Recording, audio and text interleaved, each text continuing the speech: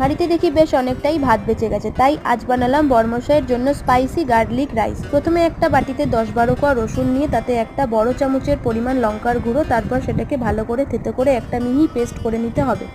এরপর সেই ভাতটাকে একটা প্লেটে নিয়ে লঙ্কা রসুনের পেস্টটা মাখিয়ে নিতে হবে। দেখবে লাল কালারের একটা রাইস তৈরি হয়ে যাবে। এরপর কড়াইতে সাদা তেল গরম করে সাদা জিরে বেশ কয়েকটা কারি পাতা দিয়ে সেই তেলটাতে গাজর একটু ভেজে নিয়ে পেঁয়াজ লঙ্কা কুচি দিতে হবে। গাজরটা অপশনাল, তোমরা দিতেও পারো নাও দিতে পারো, ঠিক আছে। তারপরে অপশনাল হয়ে গেলে সেই মাখানো ভাতটা কড়াইতে দিয়ে ছেড়ে নামিয়ে নিলেই রেডি গরমা গরম স্পাইসি গার্লিক রাইস।